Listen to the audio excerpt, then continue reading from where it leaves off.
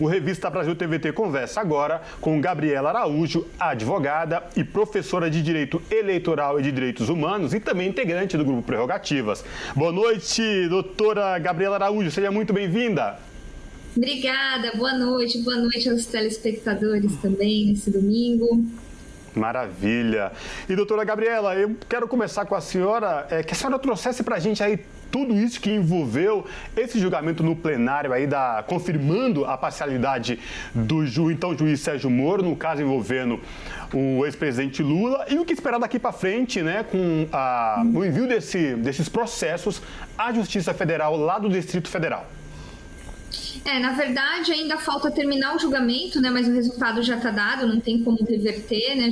A maioria do plenário já votou pela suspeição, pela parcialidade do ex-juiz Sérgio Moro. Então, assim que acabar o julgamento, ainda faltam 2 ministros votarem, né? O ministro Marco Aurélio, que pediu vistas do processo, e o próprio presidente, o ministro Luiz Fux. Quando eles terminarem a votação, provavelmente eles serão votos vencidos, tendem a votar contra a parcialidade, mas mesmo assim não tem o que reverter, né? O processo deve ser remetido a Brasília, assim como todos os processos que envolvem o ex-presidente Lula. Afinal, o ex-juiz Sérgio Moro, além de ser declarado incompetente, a vara, né, 13ª Vara de Curitiba foi declarada incompetente e o juiz é parcial. Então, tudo que foi feito em Curitiba não vale mais, deve ser anulado. A tendência é que se anule, inclusive, as provas produzidas no processo, porque, afinal de contas, o ex-juiz Sérgio Moro, participou desde o início na produção de provas, acompanhando os trabalhos do Ministério Público à época. Então, mesmo que o processo vá para Brasília, ainda assim nada poderá ser aproveitado. Eles vão ter que, provavelmente, o Ministério Público de Brasília vai ter que avaliar, inclusive, se vale a pena dar início a esse processo, se existe alguma prova mesmo contra o ex-presidente Lula, porque é possível que o próprio Ministério Público de Brasília entenda que não vale a pena dar continuidade a essas investigações, porque a gente já está vendo, né, na Operação Spoofing, as provas que estão sendo produzidas em outra operação que está correndo no Supremo Tribunal Federal, que houve aí uma manipulação para incriminar o ex-presidente Lula. É o que é a tendência, né? Sim. Se a gente for confiar na justiça, provavelmente é isso que vai acontecer. Professora, eu sempre costumo dizer que quando a gente conversa, principalmente desse tema tão midiático, com especialistas como a senhora, eu sempre costumo falar que a gente tem que tirar um pouco os termos técnicos, né, para a gente trazer, para aproximar. No voto do Fachin, ficou bem claro que ele disse que se a Justiça Federal de Curitiba já foi declarada incompetente, a suspeição do Moro perdeu o objeto. Queria que você explicasse um pouco essa questão pra gente. O que ele queria dizer? É o contrário. É o contrário, na verdade, que foi inclusive isso que foi decidido, né? Tinha sido já decidido pela segunda turma, acabou indo para o plenário, e o plenário referendou que a segunda turma já tinha decidido. Na verdade, nem precisava ter ido para o plenário, né? Porque o plenário não é órgão revisor da segunda turma, mas enfim, agora já foi. No caso, a suspeição ela é mais grave do que a incompetência. Porque, por exemplo, se só declarasse a incompetência e não se entendesse que o ex-juiz Sérgio Moro foi parcial, foi suspeito na condução do processo, o processo poderia começar do zero em outra localidade, mas se aproveitaria todas as provas produzidas. Mas quando se declara a suspeição ou a parcialidade de um juiz, isso é muito mais grave, isso anula tudo que foi produzido. Então não tem como você perder o objeto de um processo que julga a suspeição do juiz, porque isso prejudica o próprio investigado, o próprio réu. E a outra coisa que o professor Lenin Streck fala, nosso colega do grupo Prerrogativas, é que se trata do dilema Tostines, né? Fala assim, vende mais porque é fresquinho por vende mais, ou o ex-juiz Sérgio Moro é suspeito porque é incompetente, enfim, ele faz esse trocadilho. E, na verdade, ele foi incompetente, né? A 13ª Vara foi incompetente porque primeiro o ex-juiz Sérgio Moro foi parcial. Ele deveria ter se declarado incompetente, ele sabia da incompetência, existia jurisprudência falando disso, mas ele, por ser suspeito, ele escolheu aquele processo para atuar. e ele não declarou a incompetência que era óbvia. Então, e nesse caso, o ministro Fachin foi vencido, né? Isso foi decidido, inclusive foi o voto, a justificativa do voto do ministro Gilmar Mendes, né? Quem quiser depois acompanhar o julgamento, eu quero só assistir o voto de um ministro. Então, assista do ministro Gilmar Mendes, porque todos acompanharam, a maioria acompanhou o voto dele. Professora Gabriela Araújo, é exatamente isso que a senhora começou a falar do voto do ministro Gilmar Mendes, né? Que a maioria do plenário começou a seguir o voto até o pedido de vistas, né? Na sua opinião, por que já sabendo que o colegiado do Supremo já havia formado maioria pela suspeição, confirmar a suspeição do então juiz Sérgio Moro, esse pedido de vistas, e mais, professora, tudo que a defesa do ex-presidente Lula vinha afirmando categoricamente, juristas, professores de direitos, advogados, grande parte, entendendo exatamente o que vinha acontecendo lá na 13ª Vara Federal de Curitiba. Passado tudo isso, né, a condenação anulada por Fachin, o então juiz Sérgio Moro, considerado parcial no caso do presidente Lula, e agora, né? O presidente Lula foi preso, foi impedido de concorrer às eleições, enfim, tudo isso. Eu queria que a senhora pudesse falar para a gente, explicar, para que as pessoas conseguissem entender exatamente o que aconteceu, esse processo jurídico aí que envolveu toda essa questão do ex-presidente Lula. Se foi simplesmente perseguição, não foi perseguição, o que a senhora pode falar para a gente sobre isso?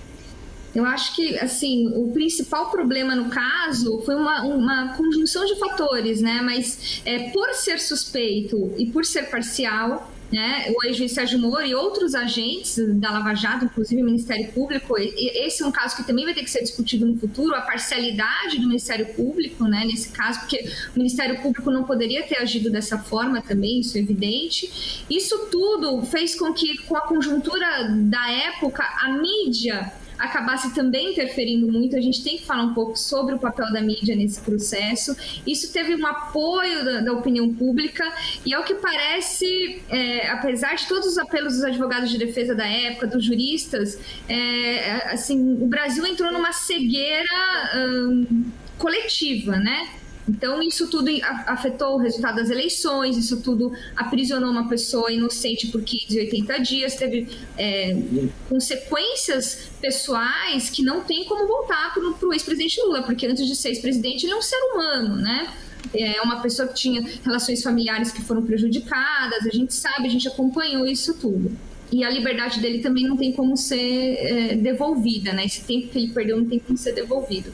Então, o que a gente deve esperar é que, e até agora respondendo ao que disse o ministro Luiz Barroso quando ele proferiu seu voto, dizendo, olha, mas nós somos contra a corrupção, se nós somos contra a corrupção, a gente não pode declarar a suspeição do juiz Sérgio Moro. Eu digo o contrário, por sermos contra a corrupção, nós temos que não só declarar a suspeição do ex-juiz Sérgio Moro, de todos esses agentes que escolheram como alvo o ex-presidente Lula e agiram fora de suas competências, e também temos que pensar em como vamos corrigir, como vamos ressarcir os danos causados ao ex-presidente Lula. Ele poderia até, eventualmente, eu vou jogar aqui uma sugestão, né, para a defesa dele, se eles quiserem no futuro, entrar com um pedido de danos morais para o Estado, porque o Estado vai ter que ressarci-lo de alguma forma.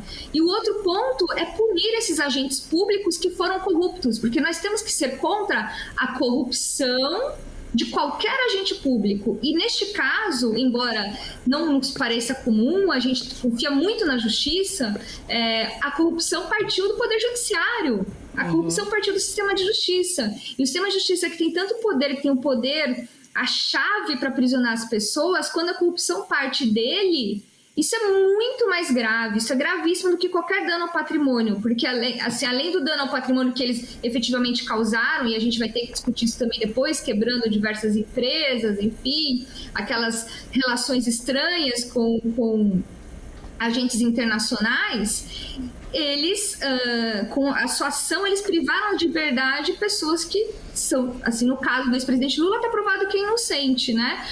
Mas será que eles não agiram dessa forma com outras pessoas, com outros alvos? E por quais motivos? Por vaidade, né? Para aparecer na mídia? Uma coisa vai alimentando a outra. Então, a gente Eu não sei se eu falei demais aqui. Não, imagina.